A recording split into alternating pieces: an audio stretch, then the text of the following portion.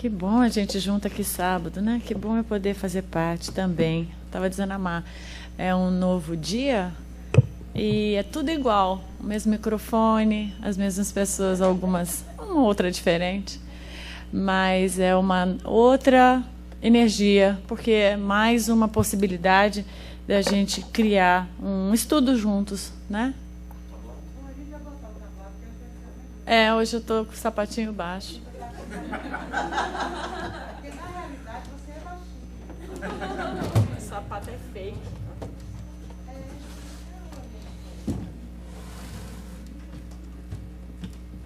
Não. Ave Maria. Agora eu sou um espírito evoluído.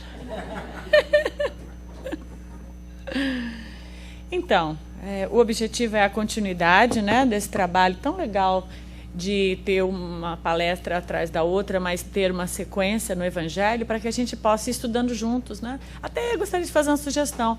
Acho que a gente, sabendo já a próxima, poderíamos já ler o capítulo, as pessoas que estão podendo vir ao sábado, e aí a pessoa já quando vem, né, com mais embasamento, pode até tirar dúvidas à medida que a pessoa vai conversando e a gente vai vendo juntos, né?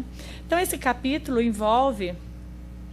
Ele é o capítulo 4, ele envolve alguns subtópicos, ressurreição e reencarnação, a fala de Jesus com Nicodemos, ele vai falar da importância dos laços de família, dos limites da encarnação, a necessidade da encarnação, e a encarnação é um castigo a um questionamento final, que depois que a gente vê tudo isso, a gente vai poder responder, né?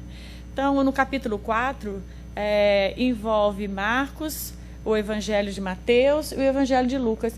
Eu coloquei até porque, se alguém tiver interesse, pode disponibilizar o PowerPoint. Então, acho que nada melhor para a gente poder iniciar, a gente lendo uma parte, né, o presságio, para que a gente possa acompanhar juntos o que a gente vai conversar hoje. Então, ninguém pode ver o reino de Deus sem nascer de novo. A parte de Mateus, ele vai dizer: e veio Jesus para os lados de Cesareia de Filipe e interrogou seus discípulos dizendo: Jesus, quem dizem os homens que é o Filho do Homem?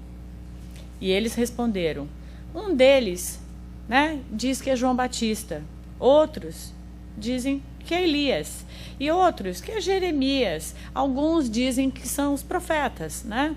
E disse-lhe Jesus: e vós, os discípulos, né? Quem dizem que sou eu? E respondendo Simão Pedro, fez a vez e diz: tu és o Cristo, o Filho de Deus vivo. E respondendo, Jesus lhe disse: bem-aventurados é Simão, filho de Jonas, porque não foi a carne e o sangue que te revelaram isso, mas sim meu Pai que estás no céu. E continuando, na parte 2, Marcos, no Evangelho de Marcos, ele vai dizer: e chegou a Herodes, o tetrarca, a notícia, né, de tudo que Jesus obrava. Então, Herodes começou a ter conhecimento dessa passagem, né, das experiências que as pessoas estavam tendo com Jesus. E ficou como suspenso. Porque dizem uns: é João que ressuscitou dos mortos, e outros: é Elias que apareceu, e outros: é um dos antigos profetas que ressuscitou. Então disse Herodes: eu mandei degolar a João. Quem é, pois, esse que quem ouço semelhantes coisas? Né? Eu já mandei degolar João. Então como é que está dizendo que ele possa ser um desses, né? E buscava a ocasião de poder conhecer Jesus. E em Lucas, o comentário que ele faz e os discípulos que perguntaram, dizendo: pois por que dizem os escribas que importa vir Elias primeiro? Mas ele, respondendo, lhes disse, Jesus: Elias certamente há de vir e restabelecerá todas as coisas. Digo-vos, porém, que Elias já veio, né? E eles não o conheceram. Antes disseram dele quanto quiseram. Assim também o Filho do Homem há de padecer às suas mãos. Então, compreenderam os discípulos que ele, João Batista, e que ele lhes falara. Então, a gente vai perceber que esse capítulo está todo embasado no processo do entendimento da reencarnação. Para nós, principalmente para nós, que já temos essa compreensão espiritual, a gente vai poder olhar com uma outra visão mais ampla sobre o que isso representa. Então, o comentário de Kardec, se alguém não teve ainda a possibilidade de ler Os Obras Póstumas, é um livro muito interessante, faz parte da codificação, e tem diálogos e histórias bastante profundas que vale muito a pena ler. Às vezes a gente foca em outras obras e essa é um estudo que a gente às vezes não faz. Então, acho que é muito importante. Então, Kardec vai começar elucidando o que representa aquela primeira fala, quando Jesus menciona o Filho de Deus. Então, Kardec vai dizer, vai comentar, em relação às qualificações usadas por Jesus, declarando-se ora como Filho de Deus e ora como Filho do Homem, Kardec fez algumas considerações dentro desse livro, Obras Póstumas. Acho que é bem interessante a gente conseguir entender, isso faz parte do capítulo 9, para que a gente possa assim, entender o sucedido do capítulo, né? Isso, inclusive, essa forma de estudo, uma parte dessa configuração de estudo, é feita por Haroldo Dutra dentro dos estudos que ele faz, que ele veio chamar de NEP. Nós temos o NEP aqui, que é o Núcleo de Estudos das Obras do Evangelho, que é justamente a gente poder destrinchar ou aprofundar o Evangelho, mas numa visão mais ampla, conseguindo entender, indo em busca de entender certas traduções, a passagem onde ela ocorria, para que a gente possa mais profundamente penetrar o Evangelho. Então, Kardec vai dizer, né, nessa parte onde Simão Pedro disse, tu és Cristo, Filho de Deus vivo, e Kardec vai dizer no Obras Póstumas, o título de Filho de Deus, longe de implicar igualdade, em verdade, indício de uma submissão. Jesus é Filho de Deus como todas as criaturas o somos. Ele o chama de Pai como nós aprendemos a chamar o Criador de nosso Pai. Só um minutinho, é porque as pessoas separaram os carros aqui na parte de cima. Acho que são 3 carros que ele está trazendo a placa. Vamos precisar tirar, porque o rapaz vai pintar um barco. Aí vai... Pintar o seu carro também. Não pode só pintar. Quer escolher a cor? Já pode ver que cor vai ser o barco. Desculpa. É um Honda preto, tag B47. O outro é um Nissan, tag 119. Nissan Altima. O outro também é um Nissan, um Rogue BB1. Depois uma BMW branca, uma X1. Depois tem aqui ao lado também uma Toyota, uma RAV4. É melhor vocês moverem para não pegar o spray. Obrigado. Valeu. Senão você chega com o carro branco e vai embora com ele azul. Então, o que Kardec vai nos dizer nessa parte, né?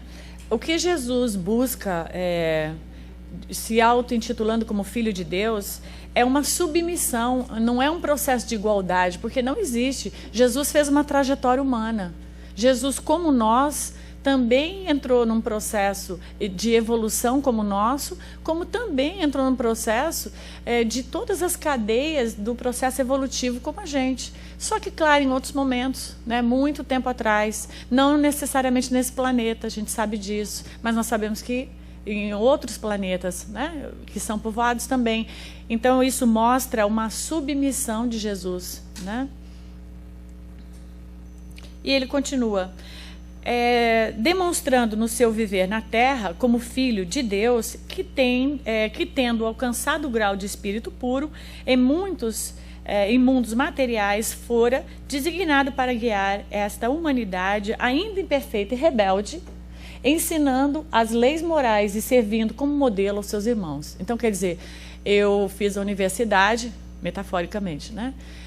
Me capacitei e agora eu dou aula. Né? Mas isso não quer dizer que o professor que dá aula na universidade, ele não foi aluno. Ele foi aluno. Né? Então, essa submissão, vamos dizer, ela é interessante porque, para nós, ela é um grande hope de que nós também nos tornaremos professores universitários. E essa é a fala de Jesus. Ele diz, vocês podem curar tanto quanto eu. né? Então, nós podemos nos tornar essas pessoas, esses espíritos preparados. E haja visto que o livro dos Espíritos vai trazer logo inicialmente que todos nós nos purificaremos. Então, nós nos tornaremos. A questão de tempo é o investimento. O quanto mais rápido a gente vai investir nisso, o quanto mais a gente vai ficar consciente, o quanto mais a gente vai trabalhar isso em nós, para que um dia possamos nos tornar um orientador de um planeta. Né? Muito otimista? Né? Mas eu acho que é isso que faz com que nós nos aproximemos dessa realidade que somos uma fagulha de Deus. Quando nós nos permitimos perceber a realidade do Espírito. E a realidade do Espírito é justamente de que nós todos temos potenciais para acender essa iluminação. Então acontecerá, né? E ele vai continuar explicando. Quem diz os homens que é o Filho do Homem? Né? E Kardec vai dizer, Jesus usava para si a qualificação de Filho do Homem com uma persistência notável, porque ele falava muito mais filhos do homem do que filho de Deus. Nas passagens dos evangelhos, ele menciona muito mais vezes, ele se auto-intitula como filho do homem, do que ele se auto-intitulava como filho de Deus. Com persistência notável, e somente em raríssimas vezes é que ele se diz filho de Deus, com o objetivo evidente de lembrar que ele também, como criatura de Deus, pertence à humanidade. Então, há uma certa confusão, uma interpretação, vamos dizer, de outras religiões, de que ele seria o mesmo, né? Que Jesus e Deus são a mesma pessoa. E Deus é uma pessoa? Né? Mas Jesus foi humano. Né? Jesus foi humano, enquanto ele viveu na Terra, numa colocação muito igual à nossa, né? Apesar de outro processo de iluminação, mas mostrando que a humanidade de Jesus, né? Jesus galgou, é um irmão mais velho, vamos dizer assim, né? Eu acho bem simpático usar o irmão mais velho, né? E aí a gente vai vendo o quê? Dentro desse processo de entendimento da representação da reencarnação, o capítulo traz sobre a questão também da ressurreição, né? Que a gente assistia em alguns aprendizados anteriores ao Espiritismo, a questão também da ressurreição. E o capítulo vai dizer, quanto a Jesus pudesse ser Elias, ou Jeremias, ou algum dos profetas, como o capítulo menciona, Mateus menciona, percebe-se que os judeus aceitavam a ideia da ressurreição. A ideia da ressurreição ela já era implementada no judaísmo, apenas de uma forma, vamos dizer, parcial. Era uma crença popular que os profetas poderiam retornar. Então, é como se fosse um privilégio, né, da ideia da ressurreição apenas aos espíritos que já são mais evoluídos, que eram nomeados como profetas. Né? Então, é interessante isso. Havia uma abertura de que isso era possível para quem já fosse mais evoluído. Né? Então, isso já era aceito. Por isso o processo aceito da ressurreição. Por isso que quando o capítulo apresenta, eles dizem, mas será que Jesus era, né? Será que fulano era fulano? Por quê? Porque já tinha uma abertura naquela sociedade nesse processo, só que era uma ideia um pouco diferente em relação à ressurreição. O que eles não conheciam é que a reencarnação era para todos. Que a reencarnação, a ressurreição nada mais era do que a reencarnação. Só que numa visão de um processo um pouco diferenciado. Como o processo é diferenciado, né? Na verdade, reencarnação nunca foi usado antes, porque é uma palavra criada por Kardec. Kardec criou a palavra reencarnação. Não existia esse nome, né? Esse termo é designado a partir do Espiritismo. A reencarnação, a gente sabe que não tem como a pessoa retornar de um corpo que morreu. E a ressuscitação era a pessoa retornar de um corpo que faleceu. E à medida que a gente foi conhecendo, estudando o Espiritismo, a gente foi entendendo que a partir do desligamento do perispírito ao corpo físico não tem retorno. Não tem retorno àquele corpo. A alma não desencarna. Não existe a morte porque somos imortais. Mas aquele corpo não tem como ser reanimado. Ah, mas e quando o corpo é reanimado? Ele é reanimado porque, na verdade, não houve desligamento. Né? Ainda há o ligamento, né? Como o coma, né? Alguns processos que nós vivemos encarnados, que, na verdade, nós, né, como Lázaro, lembra da história? Como Lázaro pôde ser a nomenclatura ressuscitado, né? Porque, na verdade, não havia acontecido o desligamento. Ele estava numa condição letárgica, que depois a gente vai entender que Lázaro não havia morrido, literalmente, né? Como coma também não é a morte. Tá tudo bem, gente? Não é monólogo, viu? É um diálogo. Gostoso, para ser gostoso. Pois não, pode falar.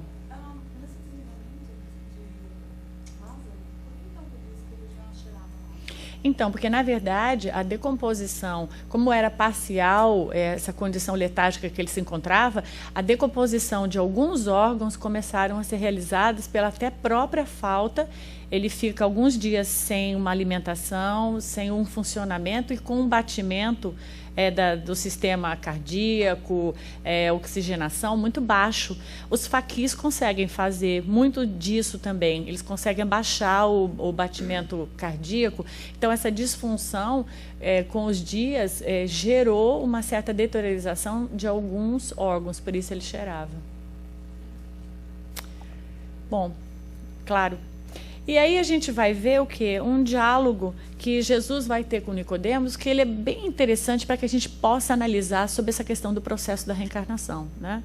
E eu achei um vídeo, vocês vão gostar muito da voz, um vídeo muito bonito que mostra esse diálogo.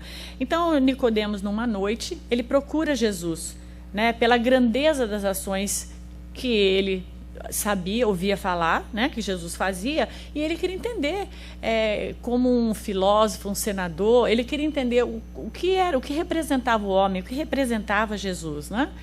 E para que a gente entenda um pouco quem era Nicodemos, ele foi um fariseu, mas de um coração muito bem formado, ele era muito inteligente, ele era senador, ele era um membro do Sinédrio, né, do Conselho de Anciões, que dirigiam a nação judaica, né?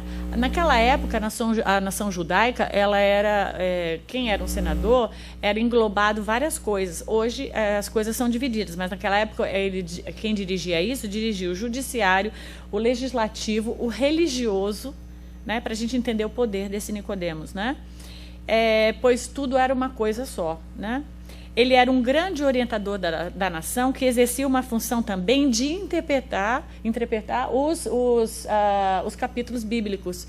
Então, é como se ele fizesse palestras, explanações, dando interpretação dos capítulos. Então, realmente, ele era uma pessoa assim, que tinha muito respeito na sociedade e vê em Jesus essa grandeza, percebe em Jesus essa grandeza para ir consultar-se com ele, né? Consultar-se, conhecer, né? Entender. Então a gente vai ver um vídeo, Rabi, do diálogo. Bem sabemos que és mestre vindo de Deus, porque ninguém pode fazer estes sinais que tu fazes se Deus não for com ele. Esse é Nicodemos. Na verdade te digo que aquele que não nascer de novo não pode ver o reino de Deus. Como pode um homem nascer sendo velho? Pode, porventura, tornar a entrar no ventre de sua mãe e nascer? Na verdade te digo que aquele que não nascer da água e do Espírito não pode entrar no reino de Deus. O que é nascido da carne é carne. E o que é nascido do Espírito é Espírito. Não te maravilhes de te ter dito, necessário vos é nascer de novo.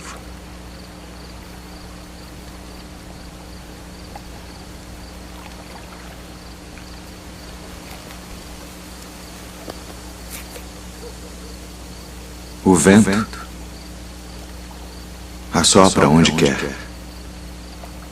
E ouves a sua voz, mas não sabes de onde vem, nem para onde vai.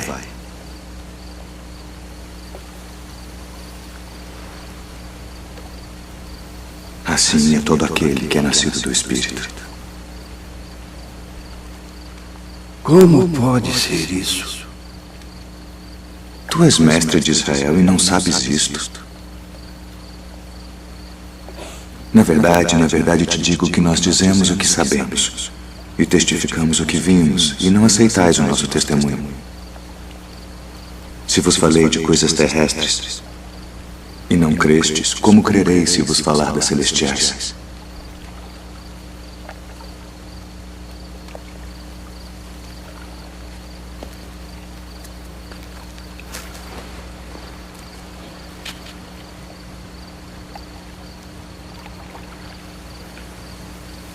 Ninguém subiu ao céu, senão o que desceu do céu, o Filho do Homem que está no céu. E como Moisés levantou a serpente no deserto, assim importa que o Filho do Homem seja levantado,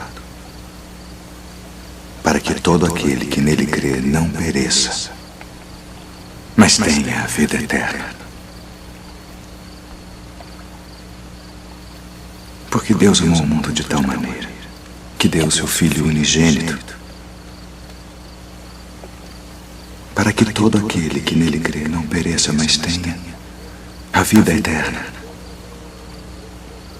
Porque Deus enviou o seu Filho ao mundo não para que condenasse o mundo, mas para que o mundo fosse salvo por ele. Quem crê nele não é condenado, mas quem não crê já está condenado, porquanto não crê no nome do unigênito Filho de Deus. E a condenação é esta: que a luz veio ao mundo e os homens amaram mais as trevas do que a luz, porque suas obras eram más. Porque todo aquele que faz o mal odeia a luz e não vem para a luz, para que as suas obras não sejam reprovadas. Mas quem pratica a verdade vem para a luz, a fim de que as suas obras sejam manifestas, porque são feitas em Deus.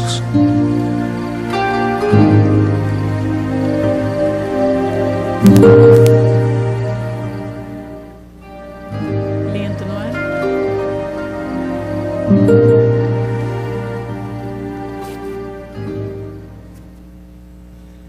Muito bonita a interpretação, né? Fica muito mais fácil a gente sentir o diálogo do que quando a gente lê, né? Então, claro, ele vai trazer uma série de conteúdos que a gente pode, numa primeira instância, ser um Nicodemos, né? Porque o salvar, a gente poder estar perdido diante de algo, é a nossa falta de fé. Porque dentro do nosso processo como espírito imortal, galgamos dentro de um momento evolutivo que nós encontramos, aonde percebemos que ainda não entendemos muitas coisas. Eu até vou refrasear. Aonde percebemos que não entendemos a maior parte das coisas. E é a fé que faz com que a gente, aquilo que a gente ainda não conhece, a gente possa entender que existe. Né? Nós estamos até falando hoje que todo o conhecimento está acessível. Adenauer Novaes, ele usa uma expressão dizendo que tudo está disponível como se estivesse aqui, como uma TV no universo, né? E depois, assistindo um outro amigo da palestra, eu fiz essa conexão. Tudo está aqui no universo, mas nós precisamos irmos dando upload, né? E nos dando upgrades para podermos dar esse upload. Então, a gente precisa estar preparado para ter acesso a entender mais. E isso implica praticarmos, estudarmos, né, buscarmos entender a limitação do espírito enquanto se encontra encarnado, porque, é claro, nós temos uma memória contida nesse momento, porque estamos encarnados, né, não temos condições de entrar em contato, a maior parte de nós, com todo esse nosso histórico pregresso, né, como espírito, para entendermos a nossa história.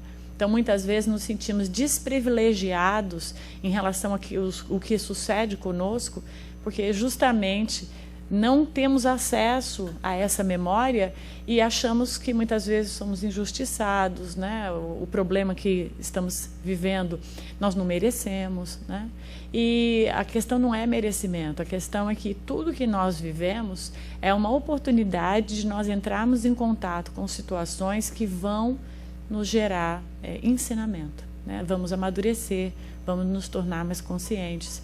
E ainda, por desconhecermos a nossa história e a história de como tudo se realiza, ainda lemos André Luiz e ficamos escandalizados. Como é possível isso, né?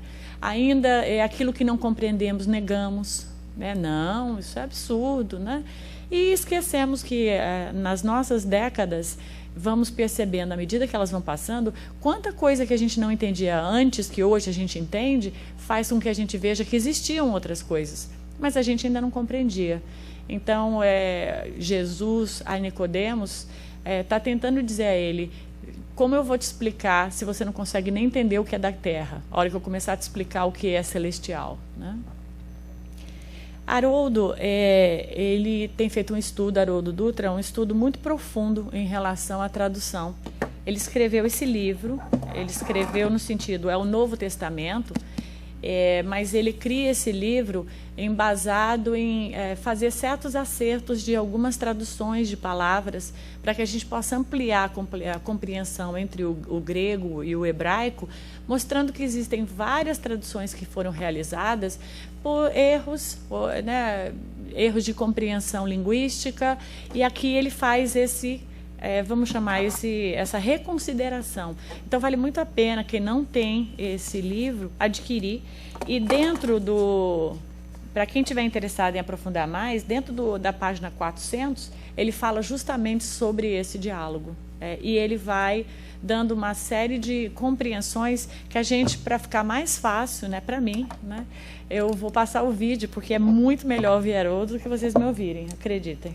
Absolutamente certeza. Então, Haroldo vai mencionar exatamente esse diálogo entre Nicodemos e Jesus e vai trazer algumas elucidações sobre o diálogo, sobre algumas palavras que eu acho que são muito enriquecedoras para que a gente veja o capítulo de um ângulo mais profundo.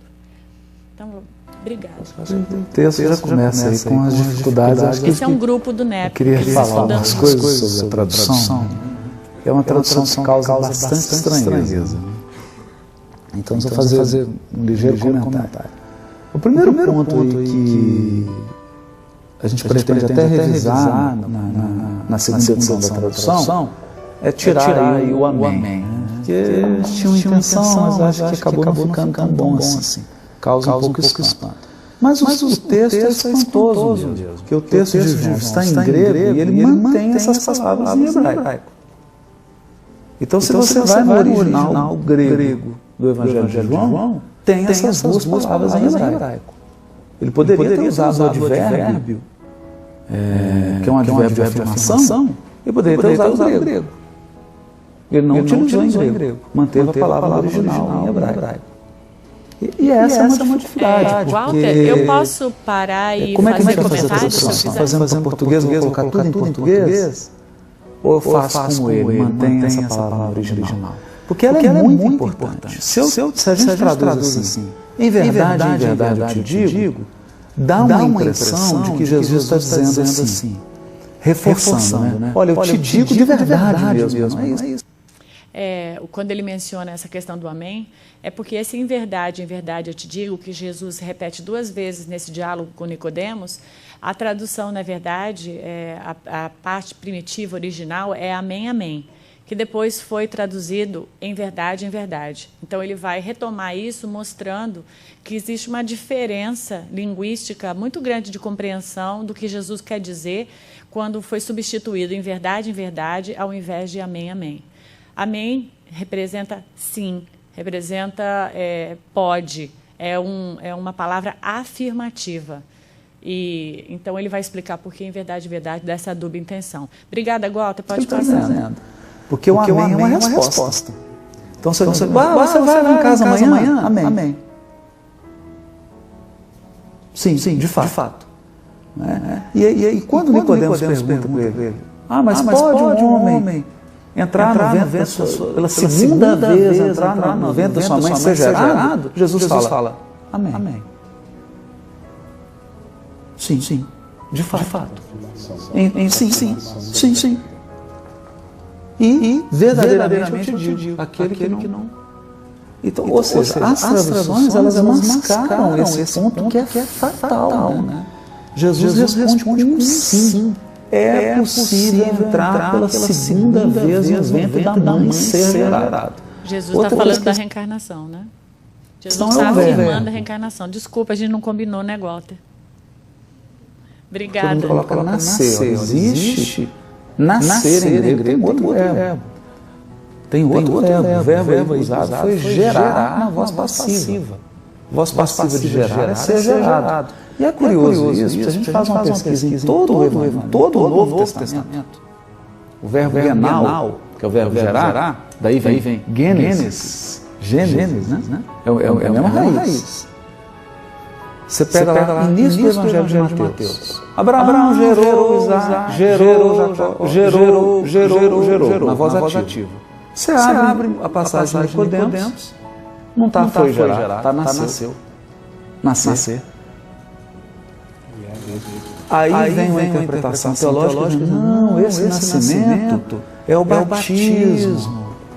Ou seja, você desrespeita o verbo, usa um outro verbo, porque o grego tem verbo para nascer, que não é agenal, para dar uma interpretação estranha. Aí a gente acha melhor voltar ao sentido original do verbo, que é ninguém pode ver o reino de Deus se não for gerado.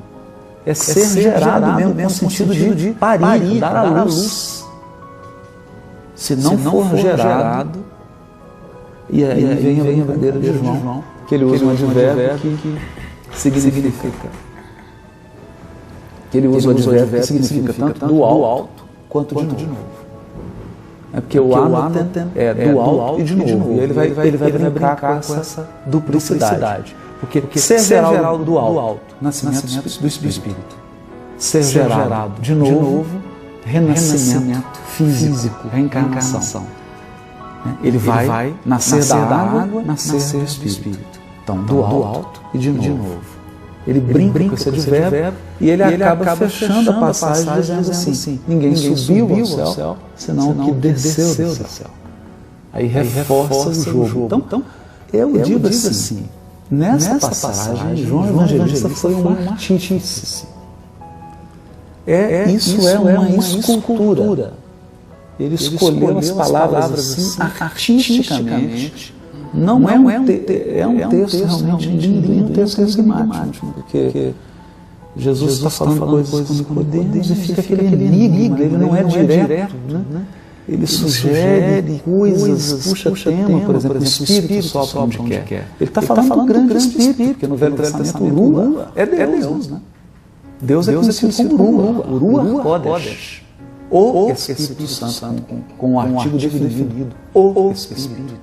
Que sopra onde? No Jardim do Éden, que ele soprava as brisas, ele dá vida a Adão soprando. Outra coisa, quando ele está sobre as águas, o verbo hebraico que aparece lá é o mefarresh, né, que é o bater das asas de um pássaro. Ou seja, ele sopra vento sobre as águas.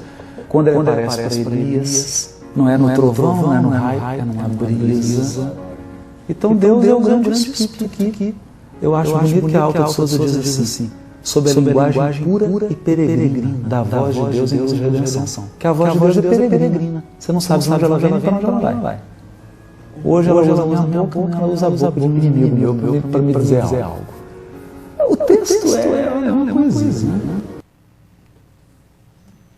Lindo, né? Esse estudo, para quem tiver interesse de conhecer, é só colocar no YouTube Espiritismo... Evangelho à Luz do Espiritismo, Haroldo Dutra, e vocês vão encontrar inúmeros capítulos que ele faz junto com esse grupo, né, que é esse núcleo de estudos e pesquisas, e é onde eles se reúnem e vão destrinchando vários capítulos nesse nível. É algo que dura 15 minutos. É muito pouco. Isso está cortado, mas é em torno mais ou menos de uns 30, 20 minutos. Né? Então é bem legal colocar ali no carro e assistindo em casa, fazendo algo, porque você vai tendo toda essa riqueza da tradução, que é algo nobre, que a gente, eu vou dizer, pelo menos da minha parte, muitas pessoas não têm acesso a isso, né? Então, em algumas partes que ele mencionou, que se encontram na página 400 que eu mencionei, não sei se vocês entenderam, é só o reforço, na verdade, te digo, é uma versão, pois o original era amém, amém, eu te digo, né? E esse na verdade, ele acha que dá a entender o quê? Na verdade, é um pode ser, né? E o amém é algo sim, né? Sim, de fato, né? Então, quando ele menciona ninguém pode ver o reino de Deus se não for gerado, o gerado é a concepção, é totalmente diferente do nascido, né? O gerado é sermos gerados, né? Então, é ali Jesus demonstrando esse processo do ir e voltar, né? De nós, como espíritos imortais, sermos gerados novamente através de um outro corpo, né? E ao mesmo tempo ele faz uma distinção entre o espírito e o corpo, né? Porque o que é da carne, é corpo, isso vai acabar, né? E o que é do espírito, sim, é o que vai ser eternizado, né? É o que somos eternos. Então é bem interessante a gente entender isso. E esse é possível entrar pela segunda vez do ventre, ele vai justamente reforçar em nós esse entendimento. Faz muita diferença para a gente que é espírita e entendemos a questão da reencarnação? Talvez nem tanto, mas faz para que a gente perceba que em alguns momentos lá atrás a gente teve dificuldade de entender em função, às vezes até, da falta de mais clareza da leitura. Eu não sei para vocês, eu nasci numa família espírita, então nós nunca lemos, nunca tivemos, eu não procedi de uma religião que a gente lesse a Bíblia. Então isso para mim, hoje, estudar o Evangelho com esse paralelo com a Bíblia, ele é importante porque vai esclarecendo para mim certas coisas que para mim parecia antigamente, vamos dizer assim, complexo de ler, pela minha dificuldade de entendimento. Talvez quem proveio de outras religiões já cresceu com essa facilidade e hoje vendo essas traduções vai facilmente entender com mais clareza, né? Então acho que ele é muito esclarecedor. Pois não? Nessa passagem que é muito simples, né, para essa antes de sua mãe ser gerada, o Nicodemos, eu não sei, ele pergunta de sua mãe, ele usa possessivo. E parece que Jesus diz da mãe. Como sendo de qualquer mãe. De qualquer mãe. De qualquer mãe. A mãe, E quando ele diz para ele, mas tu, Nicodemos, que é um homem, né, da lei, por quê? Por isso que eu fiz questão de colocar o que Nicodemos era. Porque é isso que Jesus está dizendo, mas você que sabe tanto, né? Você sabe tanto, então o que representa saber muito? A gente precisa colocar em prática o que a gente sabe muito. É isso que ele está dizendo. Mas você sabe tanto e nega tudo que ele, os discípulos, estavam divulgando naquele período do que nós falamos, né? Você não nos segue. Então, muitas vezes, a gente tem uma dificuldade de se seguir. Criamos bloqueios, barreiras que nos impedem de deixar fluir dentro de nós aquela emoção. A emoção que eu chamo de fé, seria a tradução mais adequada. Nós não nos permitimos vivenciar. Por quê? Porque muitas vezes ficamos Nicodemos, o quê? No racional. O que é que Nicodemos está fazendo? Racionalizando. Peraí, não, como é que pode? Como é que um espírito velho vai entrar de novo na barriga de uma mulher? Né? Assim, racionalizando. E se a gente for acompanhá-lo racionalmente, ele tem razão? Claro, como é que a gente pode imaginar que um espírito velho pode entrar, né? Mas aí é que entra aquela parte anterior que eu estava mencionando. Nós precisamos entender que há muito mais do que nós temos capacidade de compreensão atualmente. Então, quando a gente percebe isso, nós nos permitimos que certas questões do Evangelho entrem em nós, porque nós estamos exercitando poder aumentar a ideia de que existem outras coisas. Quando a gente não se permite, a gente só fica numa explicação que precisa ser Santo Tomé ou Nicodemos, a gente diminui a nossa possibilidade de ampliar a visão, né? E se a gente for pensar que de uma era animal a gente vem para uma era humana, qual foi o ganho? A consciência, não é verdade? Porque o que o animal não tinha era consciência nesse pensamento retilíneo igual ao nosso, né? E o que é na consciência que nós precisamos fazer? Expandi-la, ampliá-la. Para ampliarmos, não é um botão que a gente acendeu ali a luz, iluminou. Não, isso é uma série de experiências que a gente vai vivendo para nos permitir usar. Então, eu acho que a fala de Jesus traz isso. E aí, Nicodemos, né? Se você não entender isso, como é que você vai entender o resto, né? Então é bem bacana.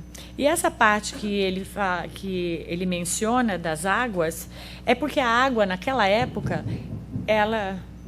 Nossa, é trovão, né? É a água. Vai lavar aqui, mas não vai ter problema. A água naquela época era considerada, aquele momento, não via como a gente vê hoje cientificamente. Eles acreditavam que a água era um símbolo da natureza material e que o espírito da natureza inteligente. Então, os antigos acreditavam que a terra havia saído das águas, né? E por isso a água era o elemento gerador absoluto. Tudo provinha de. Então, por isso que é mencionado como água. Então, esse amenamente digo que quem não for gerado da água e do Espírito não pode entrar no reino de Deus. Então, essa água uma hora eu estou no mundo espiritual, uma hora eu estou aqui. Só que simbolizado como água, porque a terra era vista dessa forma. Mas uma hora eu estou no mundo espiritual, uma hora eu estou encarnada, né? Fazendo esse fluxo da reencarnação. Então, o gerado da carne indica claramente que o corpo procede apenas do corpo e o espírito é independente dele, né? Então, não há uma conexão, nós não somos o corpo. Então, João, ele vai trazer isso para a gente dentro dessa parte, quando ele estuda e menciona isso que Jesus falou.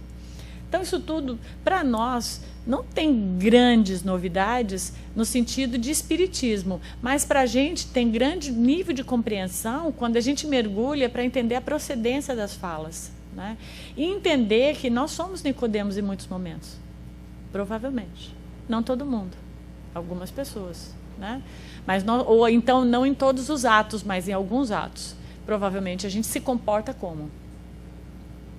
Então, ele vai falar, dentro do capítulo, a importância dos laços de família. Claro, se o processo é a gente desencarnar, reencarnar, estar no mundo espiritual e retornar, a gente faz como esse processo? A gente faz com o aprendizado através do agrupamento. Então, os laços familiares, que não é só pai, mãe, sobrinho, tio, laços familiares, não vai ter dilúvio, mas tem a Arca de Noé aí fora, se precisar, a gente embarca nela e não vai ter problema. Ou então a gente vai todo mundo para o mundo espiritual, que não vai ser ruim também. Então, essa questão dos laços de famílias é como é feito o procedimento de evoluirmos nessa questão de irmos para o mundo espiritual e retornarmos. Então, como isso é realizado? A gente se aprende através da interação com o outro. Quando a gente interage, nós trocamos e aprendemos. Então, a gente aprende o amor amando o filho, a gente aprende o amor amando o próximo, né? A gente aprende o amor e nos auto-amar no treino de amar.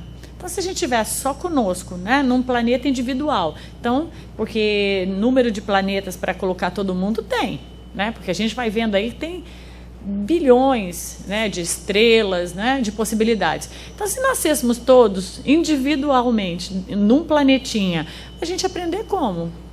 Né? De que forma a gente ia se desenvolver? Né? O que acontece com a gente? Quando a gente recebe uma notícia boa, por exemplo, recebi o meu salário, do meu emprego novo, o que eu quero fazer? Quero convidar meus amigos para ir jantar ou almoçar comigo. Porque não tem graça receber o salário se eu não puder dividir isso. Eu recebi meu diploma, o que eu quero fazer? Quero convidar meus amigos para ver o diploma que eu recebi, porque eu quero share aquele momento de vitória que eu estou tendo, né? Eu estou fazendo aniversário, o que a gente quer fazer?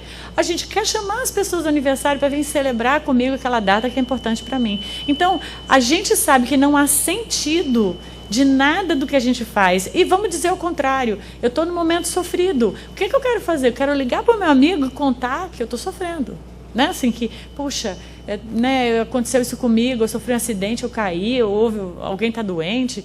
Então nós queremos o quê? O tempo todo share. A gente vai ver até o Facebook. Agora, vindo toda essa questão, olha como a gente é desperate para share, né? Nós estamos ali. Como diz o Leandro Carnal, ele diz, você vai jantar, você tira foto e posta, né?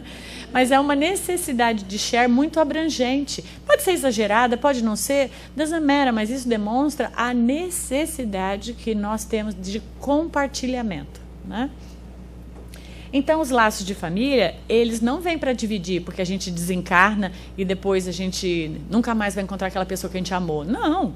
Os laços, pela reencarnação, eles não são rompidos de forma nenhuma. É através da engrenagem familiar que cada filho de Deus, Kardec vai dizer, matriculado no educandário do renascimento, vai se preparando para aprender e conviver, a conhecer e a respeitar a humanidade. Então, a engrenagem familiar é a forma de aprendermos esse treino que é a proposta para que nós nos iluminemos, né? E Kardec vai continuar, né? Não são destruídos pela reencarnação, ao contrário, eles são fortalecidos e se estreitam. Então, a gente sabe, muitos de nós não estamos nos reencontrando aqui no KSSF. Somos parentes sanguíneos? Muitos não somos. Mas estamos nos reencontrando pela irmandade que já fizemos no passado, trabalhos que fizemos, parente que podemos ter sido no passado, e a mesma coisa vai suceder na próxima encarnação. Os laços que fomos criando agora estarão atados ao nosso grupo, né? Então, os espíritos formam no espaço famílias unidos pela afeição, pela simpatia e semelhança de inclinação. Não, é semelhança, nós gostamos da mesma coisa, nos unimos, né? Isso está no Evangelho, no capítulo 4. O capítulo também vai dizer dessa questão do limite da encarnação, né, nas instruções dos espíritos. Então, o que vocês acham? Vocês acham que a gente vai ficar reencarnando sempre? Vocês acham que a gente vai parar de reencarnar? Quem já estudou, quem é novo? O que vai acontecer? Nós vamos ficar reencarnando sempre ou nós vamos... Bastante tempo. Até aperfeiçoar. Então, há um limite para a encarnação? Sim, a encarnação não tem limite traçado. Então, eu posso levar muito tempo, como você chama? Como o Tom disse, né? Mas vai ser tanto tempo quanto for necessário, né? Mas isso vai ser eterno? Não necessariamente, vai ser enquanto a gente precisa dessas experiências que a gente está aqui. Né, como aprender a amar, como respeitar o outro, como conviver em sociedade. Olha a gente treinando, né? Nós estamos treinando isso, né? Então, a cada nova existência, o espírito dá um passo diante da senda do progresso. Desde que se ache limpo de todas as impurezas, como o Livro dos Espíritos usa, limpo das impurezas, que a gente pode dizer iluminação, né? Ele não tem mais necessidade das provas da existência corpórea. Então, a gente sabe, por exemplo, que o planeta Terra não é um planeta de ascensão, é um planeta de quem está começando, né? Nós somos começando das experiências corpóreas, né? Então, nós continuamos, ainda temos uma série de necessidades de atrasos, né? E olha, quando a gente olha para trás, como nós já avançamos alguns, né? Atrasos o quê? Atrasos de convivência, morais, né? Que estamos buscando nos aprimorar, né? Então, por isso a Terra é uma escola, como os outros planetas também são. Então, não há esse limite, desde que cheguemos a nossa evolução. Então, a necessidade da encarnação é o processo educativo. Não é um processo de castigo? Absolutamente, né? Não tem nem como. É um processo absolutamente não punitivo. A gente provém de outros tempos, de outras religiões, que muitas vezes nos coloca numa posição, e muitas vezes como espíritas podemos equivocadamente lermos a obra e acharmos que reencarnar e viver certas coisas é pagarmos o karma. E não é isso que Jesus vai trazer no Evangelho. Jesus vai trazer um Deus misericordioso, que não é dente por dente, olho por olho, né, que todos, o criminoso ao outro que é bom, um dia vai entrar nesse processo de iluminação tanto quanto, né, porque a oportunidade é igual, somos irmãos. Então não há punições. O que acontece é que nós, quando fazemos escolhas, somos responsáveis pelas consequências a nível do que nós geramos a nós mesmos, que é o tipo de energia que a gente se envolve, né? E isso repercute muitas vezes em algo que possa não ser confortável, justamente como um adolescente, para que a gente aprenda a importância de a gente fazer escolhas melhores, né? Então, nós precisamos nos desligar dessas ideias punitivas, observando que o aprendizado é dinâmico e não está envolvido a uma mesma exposição de experiências. Não necessariamente. Porque se a gente achar que tudo que a gente fez, então eu estou sendo traído agora porque eu já traí. Não, então fulana foi assassinada porque ela deve ter matado outra pessoa na outra vida. Fulana não pode ter filho porque deve ter feito um aborto. Isso é uma mesmice. Em nenhum momento Jesus apresentou isso. Isso seria como se a gente tivesse que viver a mesma experiência que a gente causou, né? E isso não é uma realidade. Há muitas formas de aprendermos a fazer o certo. Não necessariamente, senão, né, todo mundo que roubou vai vir sem a mão, né? E a gente vai entrar num processo que é mosaico, né? Isso já foi. Quando Jesus vem, ele vem apresentar essa nova perspectiva desse Deus misericordioso. Então nós precisamos mergulhar nesse Deus misericordioso. Senão a gente vai ser aquele espírita falando que eu devo ter grudado chiclete na cruz. Assim, mas não tinha chiclete naquela época. Quando a pessoa arrumou isso? Mas por que a gente fala isso? É brincadeira. Não, isso pode ser pode ser algo que está dentro do nosso inconsciente. Nós acharmos que devemos ter feito alguma coisa para estarmos passando certas coisas. E esquecemos que passarmos dores e circunstâncias desafiantes é um processo de nos iluminarmos, né? Então, para encerrar, eu queria só ler um pedaço que está no Boa Nova, né? Humberto de Campos escreve esse livro, justamente dessa parte. É o capítulo 14, na página 94, e onde ele diz como seria possível aquele renascimento, né? Quando Nicodemos vem encontrar Jesus, Jesus estava com André e Tiago.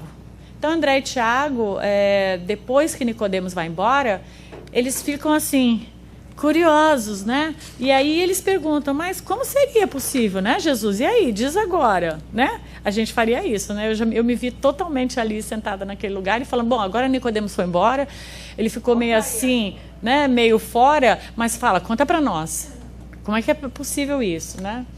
E Jesus vai dizer algo bem, bem bonito.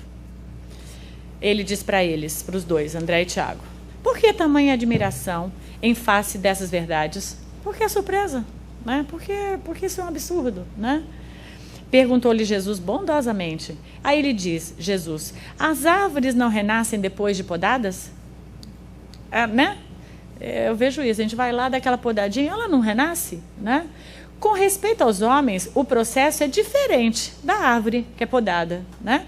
Mas o espírito de renovação é sempre o mesmo. É a mesma ideologia, né? O corpo é uma veste. O homem é seu dono, momentaneamente, daquela veste. Toda roupagem material acaba rota. Porém, o homem, que é filho de Deus, encontra sempre em seu amor os elementos necessários à mudança do vestuário. A morte do corpo é uma mudança indispensável, porque a alma caminhará sempre através de outras experiências, até que consiga a imprescindível provisão de luz para a estrada definitiva no reino de Deus, com toda a perfeição conquistada ao longo dos rudes caminhos. Nossa, quando a gente sente essa fala, dá uma sensação assim, que venha os desafios, porque eu quero fazer essa caminhada para que essa luz se estabeleça para mim e para todos, né? Então que a gente venha, porque essa provisão de luz só vai vir se a gente se expor a vivenciar toda essa nossa experiência, né? Vivenciar como? Inertes, adormecidos? Não, vivenciar conscientes, vivenciar, analisando cada coisa que acontece para mim, numa perspectiva do que aquilo representa no meu crescimento. Analisar que se todas as pessoas podem estar dividindo conosco algo que faz com que a gente cresça. Toda leitura pode despertar algo em nós que nos ilumina. Todo vídeo pode estar trazendo em nós. Eu fiquei pensando nesse vídeo que eu coloquei do diálogo deles, que está no YouTube. Ontem eu estava mostrando para minha mãe e falei, presta atenção na voz que eles colocaram de Jesus. Que voz, né? Parece que nos toca profundamente. Que escolha bem realizada, né? Jesus terno, nos ensinando de uma forma. E como a gente pode pegar isso e depois ir lá e dar uma bronca no filho? Essa não seria a voz que a gente deveria dizer para o filho? Que ele não fez bem, que ele deveria fazer melhor, que ele deveria entender melhor. Essa não deveria ser a voz que a gente deveria falar com o amigo que não nos entendeu, ou que a gente não entendeu? Essa não seria a voz que a gente deveria falar com o funcionário, que é uma pessoa subalterna a mim, que eu estou comandando, para que ele faça melhor alguma coisa, né? Ou essa não é a voz que eu deveria falar com meu irmão, ou meu vizinho, que de repente, sei lá, cortou minha árvore e não me avisou nada? E eu posso ficar chateada, mas essa não seria a voz de, por favor, né, não faça isso outra vez. Então eu fiquei pensando, como é super simbólico. Por que é super simbólico? Porque é só uma voz, a gente podia ir embora daqui e nunca mais pensar nisso. Mas se eu olhar cada detalhe daquilo que eu me vejo envolvida, como, por exemplo, essa voz, eu posso lembrar da necessidade de tratar o outro nesses termos, quando eu tiver alguma coisa para dizer para ele, né, nos termos de Jesus, né? Então, essa é a bibliografia.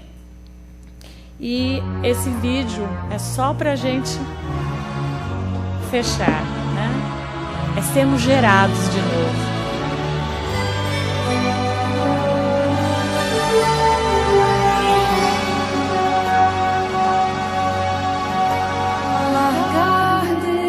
Põe um pouquinho mais alto, Walter, por favor. Obrigada.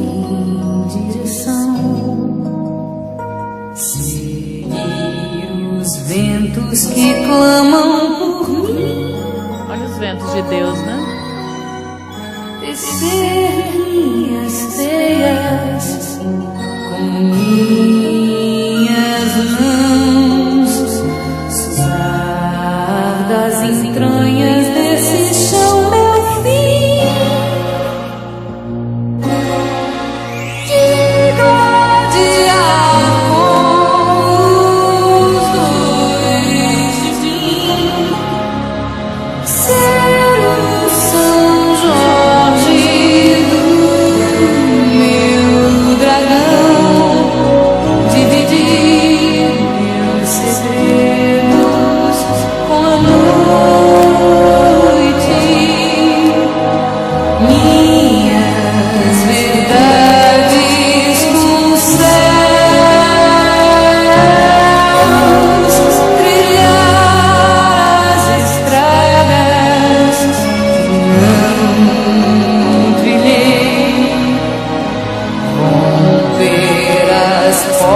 trancadas por mim, e assim minhas mãos saberão de meus pés, e assim renascer, e assim renascer.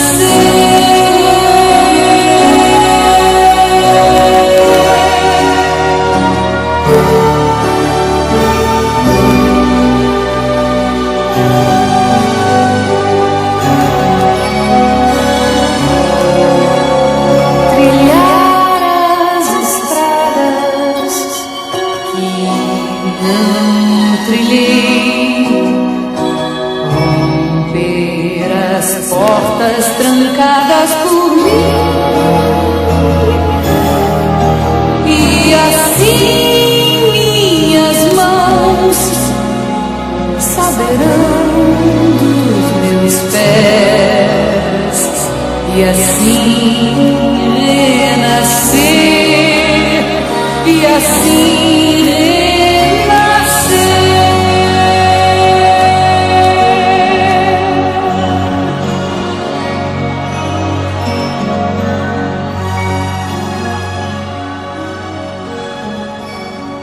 bom de nós sabermos é que vamos ter que fazer nossas teias, vamos ter que renascer, vamos ter que, como um casulo, nos transformarmos numa borboleta, é a gente saber que não fazemos isso sozinhos. Nós estamos juntos, né? Pessoas que nos amam em volta de nós, nos apoiando, nos reforçando e fazendo com que essa jornada fique suave e extremamente comprometida como grupo.